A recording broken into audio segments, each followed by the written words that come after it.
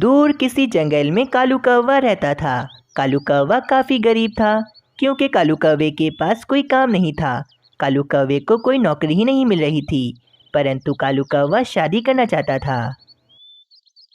मीनू चिड़िया, मैं तो बहुत ज़्यादा परेशान हूँ। मैं रोज़ाना नौकरी की तलाश में निकलता हूँ, परंतु मुझे नौकरी है कि मिल ही नहीं रही। और देखो तो मुझसे पहले सब पक्षियों की शादी भी हो गई। अब अगर मेरी नौकरी लगे तभी तो कोई कौवी मुझसे शादी करेगी ना।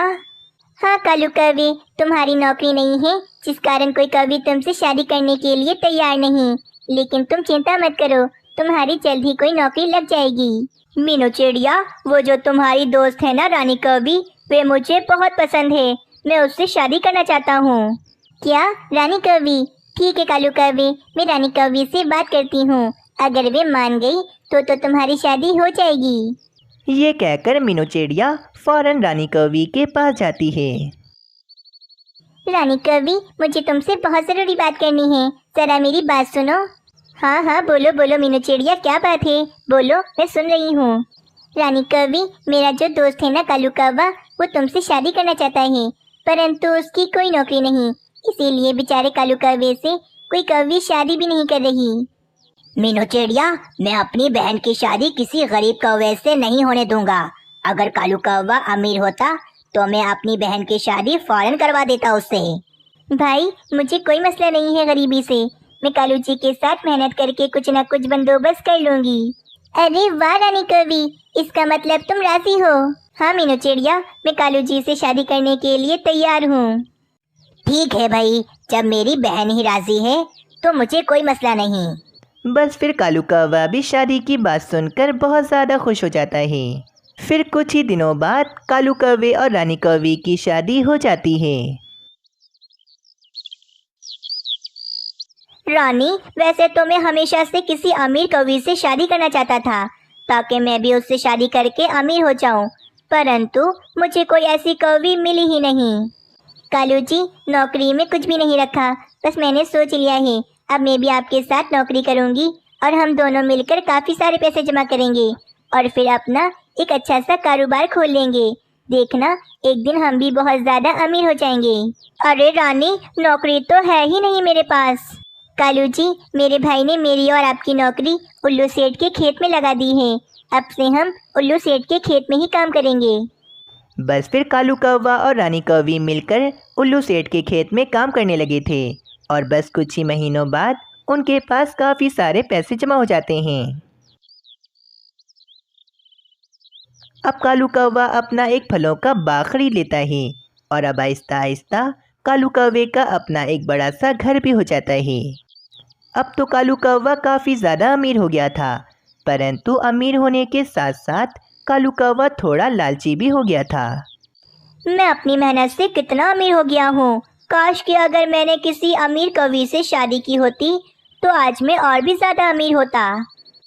रानी कौवी के इतने अच्छे होने के बावजूद भी कालू कौवा पछता रहा था कि इसने रानी कौवी से शादी क्यों कर ली। बस फिर उस जंगल में एक सोनी कौवी भी आ जाती है, जो कि एक बड़ा सा सोने का हार भी पहनी हुई थी और काफ़ी ज़्यादा अमीर लग रही थी।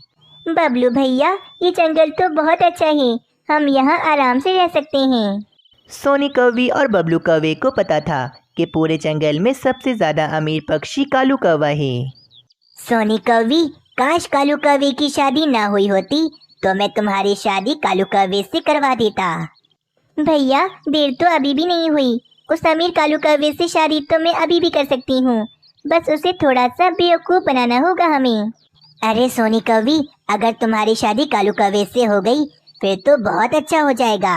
हम कालू कौवे को लूट लेंगे और बहुत ज़्यादा अमीर हो जाएंगे।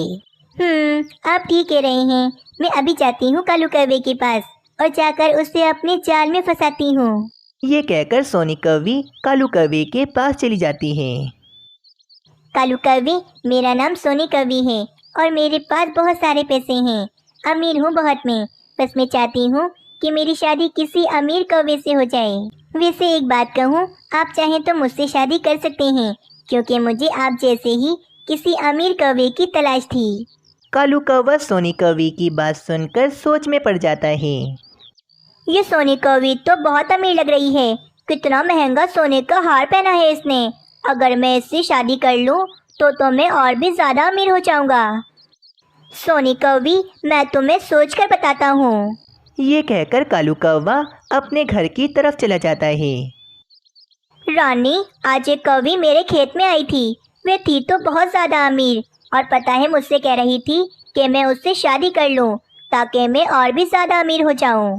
मैं सोच रहा हूं कि मैं उस कौवी से शादी कर ही लेता हूं ताकि मैं और भी ज़्यादा अमीर हो जाऊं। क्या कालू जी, ये आप क्या कह रहे हैं? मैं तो आपकी पत्नी हूँ ना, तो फिर आप दूसरी शादी कैसे कर सकते हैं? रानी, मैं तुमसे इजाज़त नहीं ले रहा, सिर्फ तुम्हें बता रहा हूँ कि अब मैं दूसरी शादी करने वाला हूँ। कालू जी, अगर आपने दूसरी शादी कर ली तो मैं आपके साथ बिल्कुल नहीं रहूँगी। आपको हमेशा हमेशा के लिए छोड़कर चली जाऊँगी। हाँ तो चली जाओ, वैसे भी तुमसे शादी करके मुझे कोई फ़ायदा नहीं मिला। कालू जी, सोच लें, अगर मैं एक बार चली गई तो मैं दोबारा कभी वापस नहीं आऊँगी फिर। अरे तुम क्या चाहोगी मेरा घर छोड़ के? मैं तुम्हें खुद ही अपने घर से निकाल देता हूँ। फिर कालू कौवा रानी कौवी को अपने घर से निकाल देता है और रानी कौवी उदास होकर मीनू चिड़िया के पास आती है और मीनू चिड़िया को सारी बात बताती है। अरे रे, ये तुम क्या कह रही हो रानी कवि? वे सोनी कवि तो बहुत चालाक है, मैं उसे बहुत पहले से जानती हूँ। पता है वे अमीर कौवों से शादी करके उन्हें लूटकर भाग जाती है। यकीनन मैं कालू कौवे के साथ भी कुछ ऐसा ही करेगी। परंतु मीनू चिड़िया, कालू जी तो मेरी बात सुनने को ही तैयार नहीं है। वे तो बस उस सोनी कवि से शादी करना चाहते हैं। मैं जानती हूँ सोनी कवि और उसके भाई को, वो दोनों बहुत चालाक हैं। उन दोनों ने दूसरे जंगलों में भी काफी सारे कौवों को लूटा है, लेकिन इस बार मैं ऐसा होने नहीं दूंगी। इस बार तो मैं उन दोनों को पकड़वा कर ही रहूंगी। शादी की सारी सजावट हो गई थी। आज कालू कौवे और सोनी कौवी की शादी थी। कालू कौवा तो काफ़ी ज़्यादा खुश था। बस एक बार इस कौवे से मेरी शादी हो जाए तो रात को मैं नींद की गोली पानी में मिलाकर इसे पिला दूंगी और इसके सारे पैसे और इसकी सारी जायदाद लेकर भाग जाऊंगी। कालू कौवा बहुत ज़्यादा खुश था कि तभी वहाँ पर मीनू चिड़िया तोते और उल्लू सैनिक को लेकर आती है। रुक जाओ कालू कौवे, ये शादी कभी नहीं हो सकती क्योंकि ये सोनी कौवी धोखेबाज है। इसने बहुत से पक्षियों को धोखा दिया है। क्या मीनू चिड़िया, ये क्या कह रही हो तुम? झूठ मत बोलो और चली जाओ यहाँ से। तुम बिला वजह हमें परेशान मत करो। तोते, ये कालू कौवा ऐसे नहीं मानेगा। अब बता दो तुम इस सोनी कौवी और इसके भाई की असलियत। कालू कौवे, मैं दूसरे जंगल में रहता हूँ और ये सोनी कौवी मेरे बराबर वाले घर में रहती थी।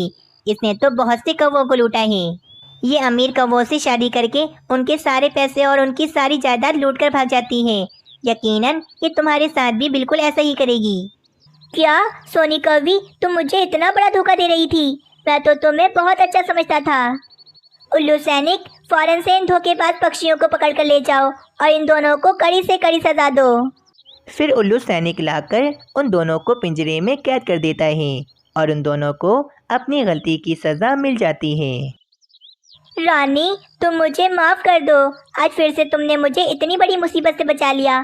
तुम्हारी वजह से मैं इतना ज़्यादा अमीर हुआ और मैं तुम्हें ही भूल गया था। मुझे माफ़ कर दो रानी। कालू जी, आपको अपनी गलती का एहसास हो गया, मेरे लिए यही बहुत है। मैंने आपको माफ़ किया। बस फिर कालू कौवा और रानी कौवी खुशी खुशी अपनी ज़िंदगी गुजारने लगते हैं। आज कालू कौवा काफ़ी सालों के बाद मिट्ठू महाराज की कैद से आज़ाद हुआ था, इसीलिए कालू कौवा बहुत ही ज़्यादा खुश था। कालू कौवे, मैंने काफ़ी सालों के बाद आज तुम्हें पिंजरे से आज़ाद किया है। जाओ, जाके अपने परिवार से मिल लो। लेकिन हाँ, आगे से कभी भी कोई गलत काम नहीं करना, वरना मैं दोबारा से तुम्हें पिंजरे में कैद कर दूंगा और तुम्हें कभी भी पिंजरे से आज़ाद नहीं करूंगा। और फिर कालू कौवा खुशी खुशी अपने परिवार से मिलने के लिए चला जाता है। कालू जी, मुझे तो यकीन नहीं हो रहा, इतने सालों के बाद तुम अपने घोंसले में वापस आ गए हो। रानी, आज मुझे मिट्ठू महाराज ने आज़ाद कर दिया है। आज से मैं आज़ाद हूँ। मेरा जो मन करेगा वो मैं करूँगा। कालू जी, तुम भोजन चुराते हुए पकड़े गए थे, इसीलिए मिट्ठू महाराज ने तुम्हें इतने सालों तक पिंजरे में कैद रखा था। लेकिन आज से तुम कभी भी किसी भी पक्षी का भोजन चोरी नहीं करोगे। मैं इस मिट्ठू महाराज को तो सबक सिखाकर ही रहूंगा। मिट्ठू महाराज ने मुझे इतने सालों तक पिंजरे में कैद रखा था। मैं मिट्ठू महाराज से अपना बदला तो लेकर ही रहूंगा। कालू जी, अब कोई ऐसा वैसा काम मत कर देना कि मिट्ठू महाराज दोबारा से तुम्हें पिंजरे में कैद कर दें। हाँ ठीक है रानी, चलो मैं अभी चलता हूँ। मुझे अपने दोस्त बबलू कौवे से मिलने के लिए जाना है। और फिर ये कहकर वे कालू कौवा अपने दोस्त बबलू कौवे के पास चला जाता है। अरे कालू कौवे मेरे दोस्त, तुम आजाद हो गए। मुझे बहुत ज्यादा खुशी हो रही है। हाँ मेरे दोस्त बबलू कौवे, मुझे मिट्ठू महाराज ने आज ही आजाद कर दिया है। लेकिन बबलू कौवे, मुझे मिट्ठू महाराज से अपना बदला लेना है। क्यों नहीं कालू कौवे, मिट्ठू महाराज से तो तुम्हें अपना बदला लेना ही चाहिए। देखो मेरे दोस्त, मैं चाहता हूँ कि मैं इस पूरे जंगल का महाराज बन जाऊं, लेकिन मैं जब तक इस जंगल का महाराज नहीं बन सकता हूँ, जब तक के मिट्ठू महाराज नहीं मर जाते। मैं तुम्हें 2 भोजन से भरी पोटलियाँ दूंगा। तुम्हें मिट्ठू महाराज को जंगल से बाहर ले जाकर मार देना है और सभी पक्षियों को आकर कहना है कि मिट्ठू महाराज को एक चील खा गई है। ठीक है मेरे दोस्त कालू कौवे, अगर तुम मुझे 2 भोजन से भरी पोटलियाँ दोगे तो मैं ये तुम्हारा काम जरूर करूँगा। ठीक है, पहले तुम ये काम करो, उसके बाद मैं तुम्हारी दोनों भोजन की पोटलियाँ तुम्हें दे दूंगा। और फिर बबलू कौवा मिट्ठू महाराज को मारने का मंसूबा बना लेता है और वे फौरन मिट्ठू महाराज के पास चला जाता है। मिट्ठू महाराज, आप मेरे साथ जल्दी चलें। मुझे आपको एक बहुत ही अच्छी चीज दिखानी है। अगर थोड़ी सी देर हो गई तो वे चीज वहाँ से चली जाएगी। पर बबलू कौवे, वे क्या चीज है जो तुम मुझे दिखाना चाहते हो? बताने का वक्त अभी नहीं है, आप मेरे साथ जल्दी से चलें। अच्छा ठीक है बबलू कौवे, चलो सैनिकों, मेरे साथ चलो। मिट्ठू महाराज, सैनिक को तो साथ वो ले जाते हैं जो डरते हैं। क्या आप भी डरते हैं मिट्ठू महाराज? नहीं बबलू कौवे, मैं किसी से भी नहीं डरता हूँ। तो फिर आप सैनिकों को साथ मत ले जाइए, वरना सब यही समझेंगे कि आप तो बहुत ज्यादा डरते हैं। और फिर बबलू कौवा मिट्ठू महाराज को लेकर अपने साथ चला जाता है। बबलू कौवे, ये तुम मुझे कहाँ ले आए हो और तुम मुझे कौन सी चीज दिखाने लाए हो? यहाँ पर तो कोई भी ऐसी चीज नहीं है। और फिर बबलू कौवा फौरन मिट्ठू महाराज को पहाड़ की चोटी से धक्का दे देता है। अब मिट्ठू महाराज का खेल खत्म हो गया है। अब मैं जंगल में जाता हूँ और सभी पक्षियों को कह देता हूँ कि आज से जंगल का नया महाराज कालू कौवा है। और फिर ये कहकर वे बबलू कौवा जंगल की तरफ चला जाता है। पक्षियों, बड़े ही दुख की बात है, मैं और मिट्ठू महाराज जंगल से बाहर जा रहे थे कि अचानक एक चील ने मिट्ठू महाराज पर हमला कर दिया और मिट्ठू महाराज उसी समय मर गए। लेकिन मिट्ठू महाराज ने मरते मरते मुझसे कहा था कि जंगल का नया महाराज कालू कौवे को ही बनाना। मिट्ठू महाराज की मौत की खबर सुनकर तो सभी पक्षी बहुत ज्यादा ही उदास हो जाते हैं और कालू कौवा तो बहुत ज्यादा खुश हो जाता है।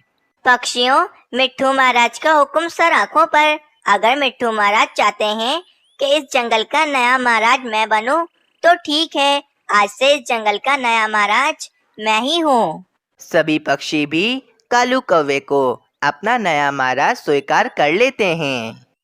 बबलू कौवे, तुमने मेरा काम किया, ये लो तुम्हारी 2 भोजन से भरी पोटलियाँ।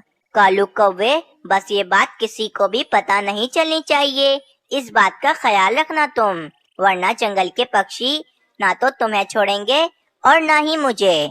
दूसरी तरफ एक वैजी पक्षी ने मिट्ठू महाराज की जान बचा ली थी और अब मिट्ठू महाराज बिल्कुल ठीक थे। मिट्ठू महाराज, आप कुछ दिनों के लिए आराम कीजिए, कुछ दिनों के बाद आप बिल्कुल ठीक हो जाएंगे, फिर आप अपने जंगल चले जाना। वैजी, तुम्हारा बहुत शुक्रिया जो तुमने मेरी जान बचाई। चलो अब मुझे अपने जंगल जाना है, मैं जा रहा हूँ अपने जंगल। नहीं नहीं मिट्ठू महाराज, आप अभी अपने जंगल नहीं जा सकते हैं क्योंकि आपकी तबीयत अभी पूरी तरह से ठीक नहीं हुई है। जब आप बिल्कुल ठीक हो जाएंगे तो आप अपने जंगल चले जाना। दूसरी तरफ कालू कौवा जंगल का महाराज बनने के बाद तो हर समय आराम ही करता रहता और जब भूख लगती तो खूब मजे मजे के भोजन खाता। कालू जी, जब से तुम इस जंगल के महाराज बने हो, जब से तो मेरे दिन ही फिर गए हैं। हर समय मजे मजे के भोजन खाते हैं हम दोनों। रानी, मैंने मिट्ठू महाराज से अपना बदला भी ले लिया और मेरा महाराज बनने का सपना भी पूरा हो गया है। कुछ दिन ऐसे ही गुजर जाते हैं। कुछ दिनों के बाद मिट्ठू महाराज की तबीयत बिल्कुल ही ठीक हो जाती है और मिट्ठू महाराज कहते हैं, वह जी, अब मेरी तबीयत बिल्कुल ठीक हो गई है। अब मुझे अपने जंगल चले जाना चाहिए। हाँ मिट्ठू महाराज, आपकी तबीयत बिल्कुल ठीक हो गई है। अब आप अपने जंगल जा सकते हैं। और फिर मिट्ठू महाराज खुशी खुशी अपने जंगल चले जाते हैं। कौवे महाराज, आज आपने हम सब पक्षियों को यहाँ क्यों जमा किया है? आखिर क्या बात है? पक्षियों, बात यह है कि मैंने फैसला किया है जो तुम सब पक्षियों को मानना ही होगा। कौवे महाराज, आपने क्या फैसला किया है, बताएं हमें। मैंने ये फैसला किया है कि आज के बाद मेरे जंगल में तुम में से कोई भी पक्षी नहीं रहेगा। तुम सब पक्षी अपना अपना सामान लेकर मेरे जंगल से निकल जाओ, क्योंकि इस जंगल में अब कौवा और कौवी ही रहेंगे। मैंने काफी सारे कौवा और कौवियों को अपने जंगल में बुला लिया है। अब से वे सब कौवा और कौवी मेरे जंगल में रहेंगे। इसीलिए सभी पक्षी अपना सामान बांधकर जंगल से निकल जाएं। पर कौवे महाराज, हम इस जंगल को छोड़कर कहाँ जाएंगे? इस जंगल के अलावा हमारे पास रहने के लिए और कोई भी जगह नहीं है। वो सब मैं कुछ नहीं जानता हूँ। मैं इस जंगल का महाराज हूँ। मैं जो भी आदेश दूंगा वो तुम सब पक्षियों को मानना ही होगा। चलो निकल जाओ मेरे जंगल से। बस कालू कौवे, बहुत हो गया तुम्हारा। तुमने मेरे जंगल के पक्षियों को बहुत तंग किया है, लेकिन अब मैं वापस आ गया हूँ। अब मैं तुम्हें और तुम्हारे दोस्त बबलू कौवे को नहीं छोड़ूंगा। मिट्ठू महाराज को जिंदा देखकर जंगल के सभी पक्षी बहुत ही ज्यादा खुश हो जाते हैं और कालू कौवा बहुत ज्यादा हैरान हो जाता है। जंगल के प्यारे पक्षियों, इस बबलू कौवे ने मुझे एक पहाड़ की चोटी से धक्का दे दिया था, जिसके कारण मैं जमीन पर गिरकर बेहोश हो गया था।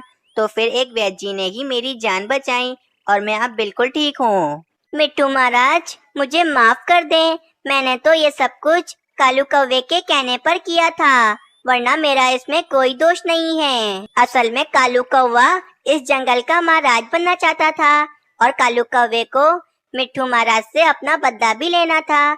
इसीलिए कालू कौवे ने मुझे 2 भोजन की पोटलियां दी और मुझसे ये काम करवाया। बबलू कौवे की ये बात सुनकर तो मिट्ठू महाराज और जंगल के सभी पक्षी बहुत ही ज्यादा गुस्से में आ जाते हैं। कालू कौवे, मैंने तुम्हें इतने सालों तक पिंजरे में कैद रखा था, लेकिन फिर भी तुम बाज नहीं आए। अब मैं तुम्हें हमेशा हमेशा के लिए पिंजरे में कैद कर दूंगा। और बबलू कौवे, तुमने भी इस कालू कौवे की बात मानकर मुझे मारने की कोशिश की थी, इसीलिए मैं तुम्हें भी पिंजरे में कैद करूंगा। और फिर मिट्ठू महाराज के हुक्म से कालू कौवे और बबलू कौवे को हमेशा हमेशा के लिए पिंजरे में कैद कर दिया जाता है। और फिर मिट्ठू महाराज दोबारा से अपने जंगल के महाराज बन जाते हैं और सभी पक्षी बहुत ही ज्यादा खुश हो जाते हैं।